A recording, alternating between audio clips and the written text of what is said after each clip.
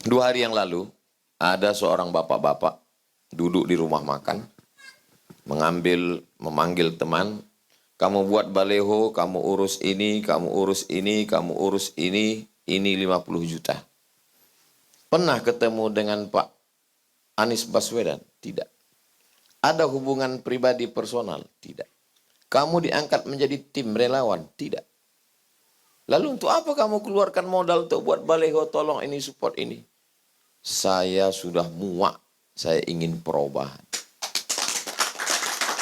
Ada orangnya, real. Berapa banyak orang Indonesia seperti ini yang tidak terorganisir. Berangkat dari lubuk hati yang paling dalam. Andai mereka menyaksikan kita hari ini, apa yang ingin Mas Anies katakan pada mereka? Nah, kepercayaan akan kita kerjakan sama-sama.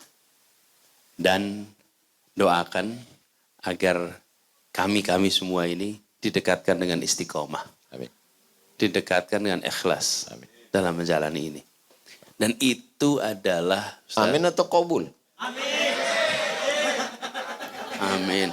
Aminnya yang mantap. Amin.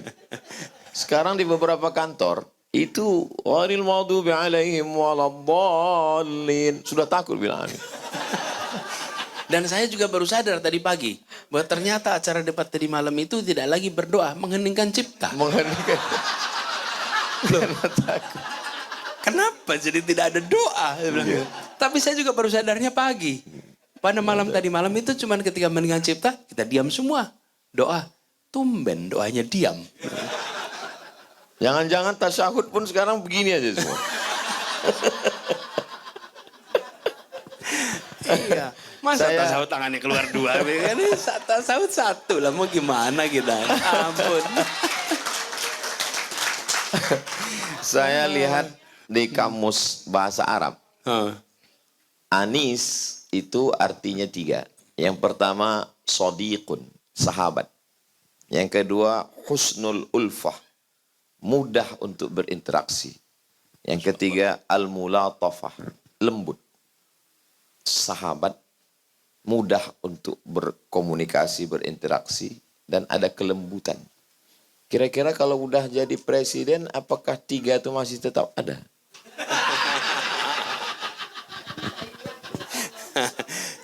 Gini insya Allah. Kalau kemarin ada, insya Allah besok ada. Yang sulit itu mewujudkan yang belum ada dan mengada-ngada. Itu dia. Ya, betul, itu yang paling susah. Apalagi kalau diadakan untuk menutupi. Menutupi yang tak ada. Iya. Tapi kembali sama tadi Ustaz. Itu orang-orang saudara-saudara kita yang bekerja tanpa saya pernah dengar, ketemu. Itulah yang saya alami 5 tahun terakhir di Jakarta Ustaz. Oh. Jadi gini Ustaz. Jakarta itu pilkadanya melibatkan begitu banyak orang.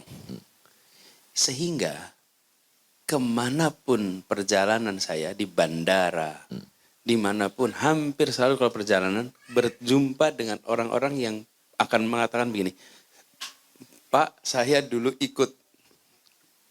Pak, dulu saya datang. Pak, dulu saya menjaga di sini. Menjaga TPS di sini. Dulu saya berangkat ke Jakarta. Itu sesuatu yang selalu saya alami. Pernah saya ke Mataram. Maka Mataram itu urusan peresmian gedung sekolah yang Jakarta membantu karena ada gempa waktu itu. Nah itu saat ketika pulang, supir mobil yang kami sewa itu minta foto. Pak Anies boleh nggak foto bareng? Ya tentu boleh kan foto bareng. Nah setelah foto bareng, lalu dia bilang begini, Pak, kami dulu waktu pilkada di Jakarta, dia sebut angkanya mungkin ber-30, mungkin ber-40. Naik bis dari sini ke Jakarta untuk menjagain TPS di sana. Allah. Dari Mataram. Dan dia tidak pernah bilang pada saya pada saat saya baru datang. Baru ketika mau pulang. Baru ngasih tahu. Saya ke Balikpapan. Ini kejadian. Balikpapan mampir pasar mau beli rotan yang jadi tikar itu. Saya mampir di situ. Pas mampir sepasar itu kumpul semua.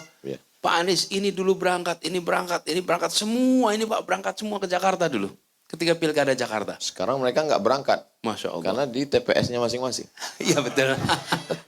Sekarang mereka jaga tempat-tempat masing-masing. Dan yang unik apa? Iya. Pak jangan pulang dulu. Ini kami barusan telepon. Yang membelikan tiket kami sekarang mau datang ke sini. Jadi ini orang semua itu berangkat yang membelikan tiket satu orang. Allah. Terus orang itu datang, jumpa dengan saya. Dan dia mengatakan, Pak Anies terima kasih. Saya senang sekali. Lihat Jakarta berubah, saya merasa senang sekali. Bahwa saya dulu ikut dalam ikhtiar waktu itu.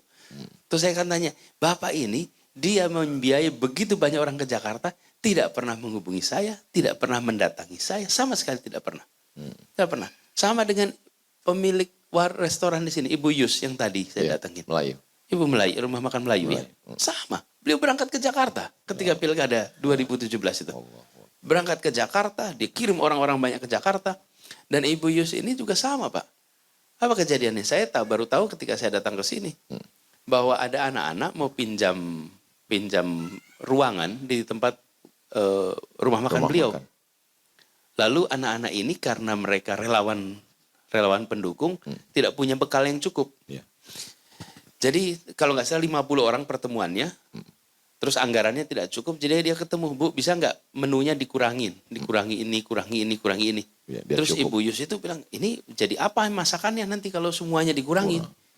Ini kurangin ber-50 ya soalnya anggarannya nggak cukup. Terus Ibu Yus tanya, ini pertemuan apa?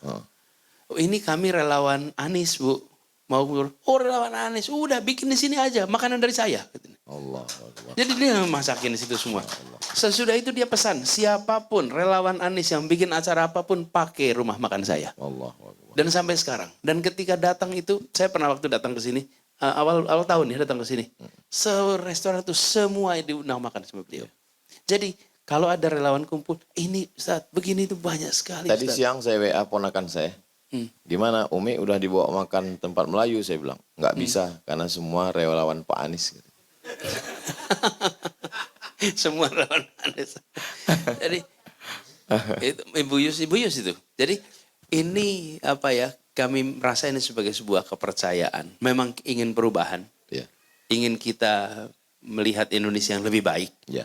Dan itu yang membuat kami itu makin semangat, Ustaz. Tadi saya terpikir kita akan duduk di sini hanya 30 menit. Karena memikirkan jadwal Mas Anies tadi pagi 3 titik. Besok pagi akan pergi ke Jambi dan ini sudah melelahkan dari mulai prosesnya sampai dan nanti sampai 14. Ternyata setelah duduk di sini tidak ada yang bisa menghentikan ini selain bau durian ini. Itu jadi pertanyaan kita kerucutkan saja di akhir. Apa harapan Mas Anies untuk para pemilih, untuk bangsa Indonesia pada pesta demokrasi 14 Februari 2024? Ya. Begini, saya sering sampaikan, Ustaz. Kesempatan melakukan perubahan itu hanya 6 jam. 6 jam. 7 pagi sampai 1 siang. Itu saja. Yang nanti akan berdampak 5 tahun ke depan. Bagi seluruh rakyat, jangan tidak memilih. Karena tidak memilih itu tidak diperhitungkan. Jadi walaupun yang hadir ke TPS itu hanya 40%, keputusannya diambil dari yang 40%. Jadi yang 60% tidak datang, tidak dianggap. Rugi betul kalau membazir suara kita. Satu. Yang kedua, lakukan pembandingan. Jadilah pemilih yang rasional. Rasional itu artinya menggunakan rasio. Rasio itu artinya perbandingan. Jadi bandingkan gagasannya, rekam jejaknya, rekam karyanya, lalu pilih mana yang paling tepat. Nah, kami menawarkan agenda perubahan untuk menghadirkan keadilan. Bila ini dianggap sebagai prioritas, maka berikan dukungan itu. Tapi bila ingin meneruskan yang sekarang sama seperti sekarang, maka kami tidak akan meneruskan seperti yang sekarang. Aspek apanya? Aspek tidak menomor utamakan keadilan itu. Keadilan. Dan ini nyata, Ustadz. Ya. Lalu kami berharap dengan begitu mudah-mudahan akan lebih banyak rakyat Indonesia yang percaya dan memberikan kepercayaan untuk bekerja bersama-sama. Insya Allah. Insya Allah. Saya di mana-mana saya sampaikan pagi tanggal 14 sholat subuh, zikir sesuai dengan keyakinan kita masing-masing yang muslim. Kenapa sholat subuh zikir? Karena pagi itu banyak sekali serangan fajar supaya kuat iman. Habis itu sarapan. Kenapa sarapan? Jangan sampai paku ini nanti tidak kuat untuk mencoblos. Lalu kemudian masuk ke TPS pukul 8, bismillah. Kalau ada yang ngasih duit, Pak Ustadz, ambil duitnya, jangan pilih orangnya. Tapi duitnya ini, kami udah disumpah Pak Ustadz, wallahi, tallahi, billahi, puasa 3 hari. Tapi dia nakut-nakuti, lapor. Insya Allah, kita berharap wasit tidak ikut main bola. Karena kalau wasit ikut main bola, khawatir supporter juga akan turun lapangan. Ya.